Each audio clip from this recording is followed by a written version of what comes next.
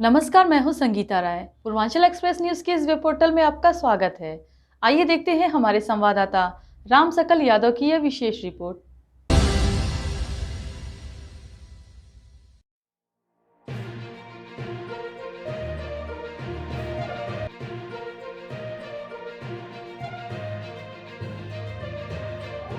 चुनाव आयोग ने 2024 के लोकसभा चुनाव की घोषणा कर दी है। ऐसे में पूरे प्रदेश में 7 चरणों में लोकसभा चुनाव हो रहा है। आजमगढ़ जिले में 6वें चरण के अंतर्गत 25 को मतदान होना है। जिले के लोकसभा चुनाव को लेकर जिले के डीएम विशाल भारद्वाज और एसपी अनुराग आर्य ने संयुक्त रूप से प्रेस कॉन्फ्रेंस कर जिले में निष्पक्ष चुनाव संपन्न कराए जाने का भरोसा जनता को दिलाया। कलेक्ट्रेट में आयोजित इस संयुक्त प्रेस कॉन्फ्रेंस में जिले के एसपी अनुराग आर्य ने बताया कि जिले में निष्पक्ष चुनाव संपन्न करने के लिए 254 सेक्टर पुलिस अधिकारी नियुक्त किए गए हैं। इसके साथ ही आदर्श आचार संहिता का पालन आज से शुरू कर दिया गया है।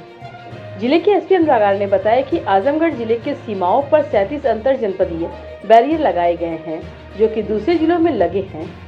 इन सभी बैरियर को क्रियाशील कर दिया गया है। इसके साथ ही इन पर आकस्मिक रूप से चेकिंग की जाएगी। बाहरी व्यक्तियों के आवागमन पर नजर रखने के लिए यह बैरियर बनाए गए हैं। इसके साथ ही 50 पुलिस के पिकेट जिले के अंदर और 74 पुलिस के बैरियर जो जिले के अंदर की सीमाओं पर लगाए गए हैं, उनकी भी चेकिंग कराई जा रही है।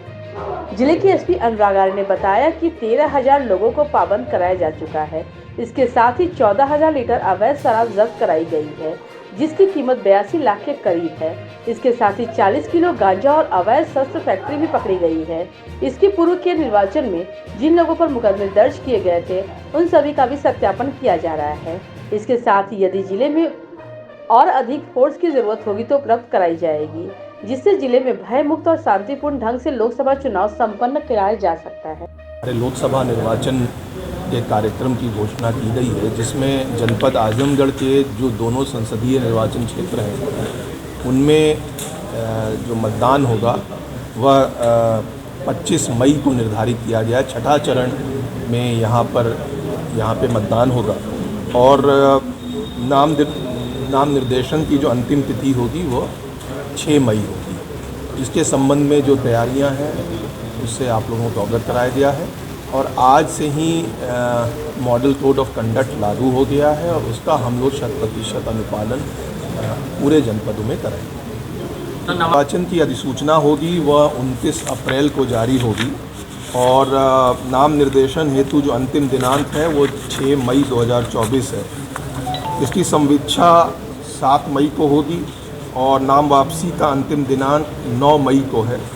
मतदान 25 मई को होगा और मतगणना 4 जून को संपन्न होगी। तो कितने हैं संवेदनशील मतदाता हमारे यहाँ पंजीकृत हुए हैं, उसके अनुसार कुल 36,93,275 मतदाताओं द्वारा अपने मताधिकार का प्रयोग इन दोनों संसदीय क्षेत्रों में कुल मिला के किया जाएगा और इसमें 19,42,903 पुरुष मतदाता हैं और 17,50,305 महिला मतदाताएं हैं और दिव्यांग मतदाता 34,479 हैं और 80 वर्ष से अधिक के मतदाता 72,977। आगामी निर्वाचन के लिए आज से आचार संहिता लागू हो गई है। कुल 254 सेक्टर पुलिस अधिकारी नियुक्त किए गए हैं। 37 अंतर जनपदीय बैरियर्स जो जनपद की 6 जनपदों से सीमाएं लगती हैं, उन पर आकस्मिक रूप से चेकिंग के लिए बाहरी व्यक्तियों के आवागमन पर नज़र रखने के लिए स्थापित किए गए हैं। 50 पुलिस की पिकेट जो जनपद के अंदर और 74 पुलिस के बैरियर्स जो जनपद के अंदर थानों की सीमाओं पर स्थापित किए गए हैं, इन पर भी पुलिस के द्वारा आकस्मिक रूप से चेकिंग की जाएगी। अभी तक लगभग 13,000 व्यक्तियों को 107-16 में पाबंद कराया जा चुका है। लगभग 14,000 लीटर अवैध शराब जब्त की जा चुकी है, जिसकी कीमत लगभग 82 लाख के आसपास है। इसके साथ साथ 40 किलो गांजा लगभग 10 लाख की कीमत और एक अवैध शस्त्र फैक्ट्री भी पुलिस के द्वारा उसको अनावरण करते हुए गिरफ्तार लोगों को जेल भेजा गया है।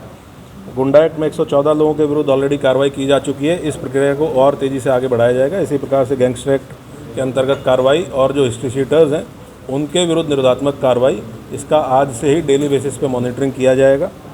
जो 30 मुकदमे पूर्व के निर्वाचन में पंजीकृत किए गए हैं, 165 अभियुक्त उनमें शामिल थे। इनके सत्यापन की कार्रवाई वर्तमान में प्रचलित है।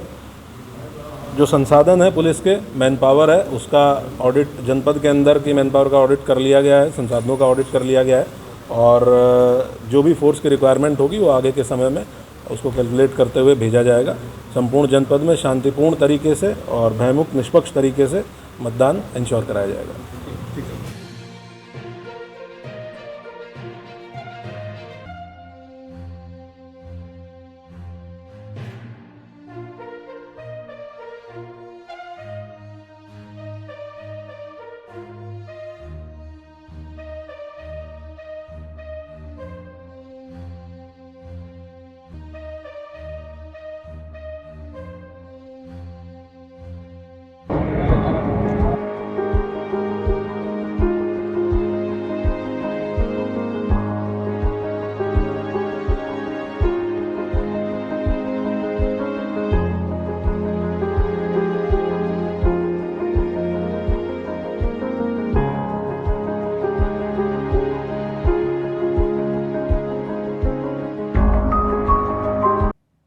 अगर आपको हमारी खबर पसंद आई हो तो हमारे चैनल को लाइक, सब्सक्राइब और शेयर जरूर करिए।